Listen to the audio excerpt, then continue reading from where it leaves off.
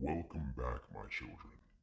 Now, before we begin today, I have three objects I want to show you. First, this gun.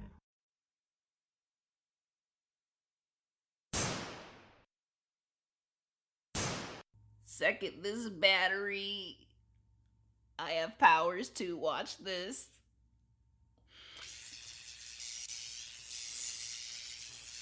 And lastly, these panties for the climax.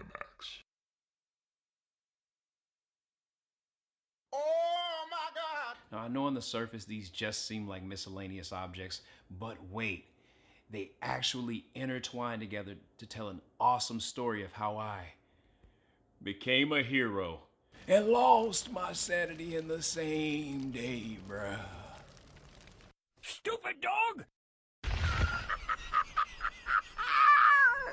YouTube, what's good, bruh? We are back with another installment of Storytime, accompanied by Hyrule's finest, ToonLink.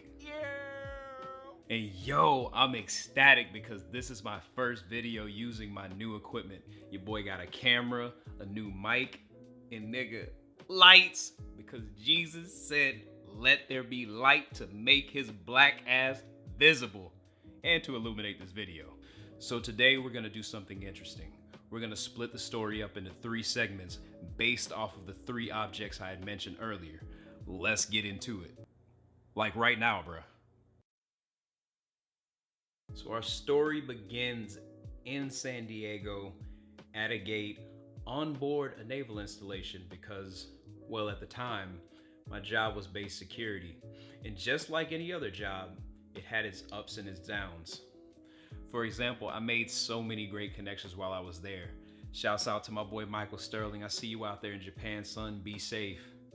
Yo, what's actually crazy, y'all, is me and my boy Mike, we actually met while I was out there standing watch at a gate, and we chopped it up about music for like 30 minutes. And this actually led to us going to a Tyler, the Creator concert. Who threw their shoe? Why? Logically, why does that make sense? Now you the dumb nigga in the festival without a shoe. Everybody take pictures of your stupid ass. Yeah, everybody, when you see this dumb nigga without a shoe, take pictures. You fucking dumb. Shit was fire. But anyways, I digress. Like I said, I made great connections, dated all types of bad women. Because California has the honey dips, bro. The Asian women, the Hispanic women, the black women, and all the uncooked and unseasoned grilled chicken a nigga could ever want. White bitches. But we don't love them hoes. Let me tell y'all the best part. Niggas used to bring me free food because I was out there starving, son. Tony Robbins hungry. But guys, before I forget to mention, when it was bad, it was badman. Like when traffic was so bad on a rainy day, but we had to stay outside and check IDs for 12 hours while getting soaked with 20 pounds of gear on, mind you. I still remember there was this retiree that drove up to my gate one time, and like a smartass, this is what he said to me. "Sailor, you enjoying the rain?" And I say to him, "Yes, sir. I'm used to it because I'm from Florida." And with a great big salute, he says this to me. "Great! Stay vigilant and stay wet." Penis flytrap, cunt, badly packed kebab, doggy box, vagina. Oh, don't even get me started. People always had nicknames for you in this job. Like, people used to call us glorified Walmart greeters with a gun. Thank you for shopping at Walmart. It's Walmart! Unexpected item in bagging area. Remove this item before continuing. But speaking of gun. Oh, you got a gun! You got a gun! And you a toddler with a sword. But I don't say nothing to your badass when you swinging it around this house. Fuck you, Dad. So since I've been in the military, I've drawn my gun twice, guys.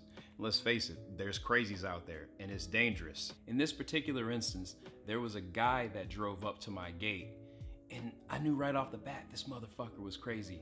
Like, he looks like the type of person that beats off into his sock and then praises himself as a sharpshooter because he didn't miss the hole.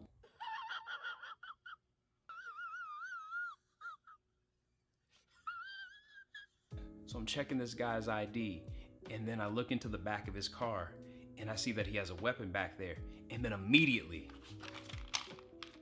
pulled out on him. Because when all's said and done, I'm going home. I don't know about you guys, but I was making it back to that twin-sized bed in the barracks room, my nigga. So apparently this guy had suicidal ideations and was in a relationship in which he was physically abusing his partner. But long story short, he was compliant. We ended up arresting him. Everybody left the situation unscathed, thank God. And for the rest of that day, I was overcome with so many emotions. My adrenaline was high and I was stressed because I kept replaying the situation in my mind thinking, if that nigga caught me slipping, I could have been shot. Or somebody else on that base could have potentially got killed as well. Something's wrong with this thing. It keeps jamming. See? So after all that, I go back to the station because the day is over. I unarm and I'm leaving work. And you wanna know what I did after that? I decided to go to the taco shop around the corner from the base and get me some Mexican food because nigga, due to the fact that we live so close to the border, Mexican food was always hitting in every place. So I ate, had a good time like usual, speaking Spanish with the Mexicans in the taco shop. O sea, siempre la pinche gente me dice, oye, ¿tú hablas español? Y les digo que pues, claro que sí, porque siempre ando con mexicanos. Y en la casa, nosotros hablamos solamente en español. Pero bueno, o sea, la taquería. Sí, siempre hablaba con una chica y era bellísima, cabrón, te digo. Y un día traté de conquistarla, pero lamentablemente me había rechazado. Y yo pensando, pues, así es la vida. Yo valiendo madres, hijo de la chingada. So I'm back in my car chilling now, and my boy Bailey calls me up.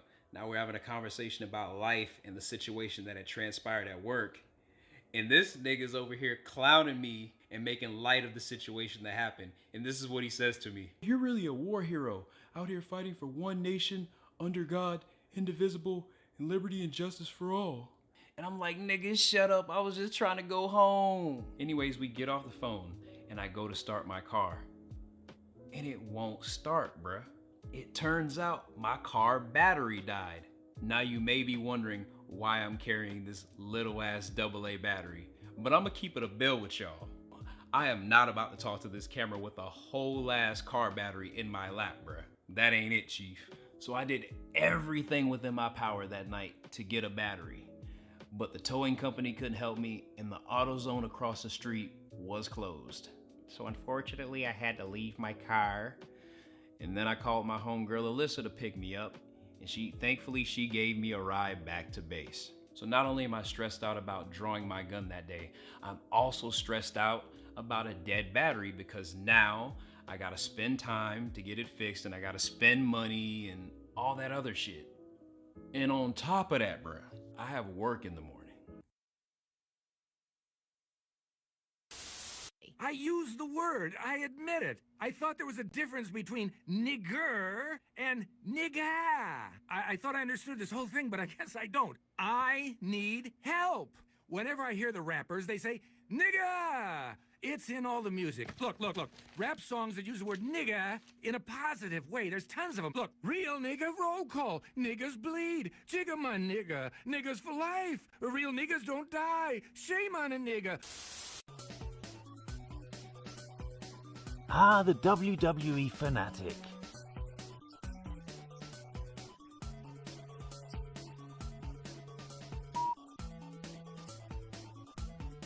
Is the rage really worth it?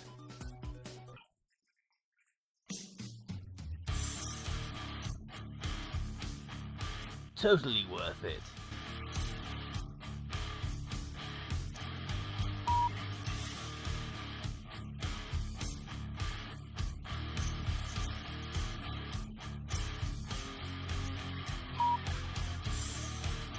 You have to appreciate the way he incorporates wrestling into his rage.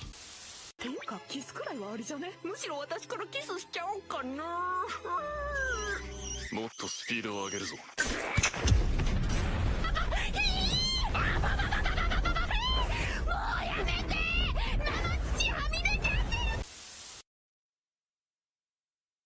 Ladies and gentlemen, brace yourself. We've reached the climax. Sorry, that's the sound I used to make when I stepped on Legos as a child. Oh, God. After a long and stressful day, I finally arrived back to my barracks room. And just when I thought the madness had ended, guys, I had yet another problem to confront. Bruh, you wanna know what I saw when I stepped in my room? Cover your ears, little nigga. Cover them ears. My roommate and this girl, butt booty naked, and she's on top of him laying at like a weird angle that I can't explain. This man's over here on the bed with his meat out, greeting me and shit, and the chick turns around and you know what she says to me? Rich, the lights are on and he's looking at us. Dude, could you like not look at us? So they're both obviously drunk off their ass, but in response to her, this is what I said. Bitch, this is my room. I pay bills in here, so I'll look at whatever the fuck I want. Granted, the Navy pays bills in there. I only pay for my Wi-Fi, but still, I felt like I was an authoritative figure in that room, you know? Like, so I blew up on her, and my roommate starts giggling, and he says to me, Darius, I'm so fucking drunk right now, man. And I'm really sorry. It's so embarrassing you gotta see me here with my out right now. So next I go over to my bed, and you guys will never guess what I found on top of it. This bitch's panties was on my bed, bruh. I am pissed because 1, that is the ultimate disrespect. 2, there's panties in my bed and I'm not getting cheeks. And 3, you guys wanna know 3? There's panties in my bed and I'm not the one getting cheeks, bruh. Guys, I was so mad. I sat in my bed angry as shit, plotting. And I was like, should I beat this nigga's ass? And then I realized I can't fight a nigga with his dick out. I refuse to have his meat love tap me on accident. Nah, nigga. So I sat there, and eventually both of them got up to go to the bathroom together. Mind you, they were wrapped up in a blanket. And you know what I did next? I punched that nigga square in the face. So he fell to the ground. I left the room and ended up calling my mom because I needed somebody to vent to. It was like 2 o'clock in the morning. Nigga, I ended up sleeping in the lobby that night. So drawing a gun, a dead car battery, and a pair of panties on my bed pushed my peace of mind off a precipice into a pool of insanity. That is my C story. Like, comment, subscribe, and I'll see you in the next life.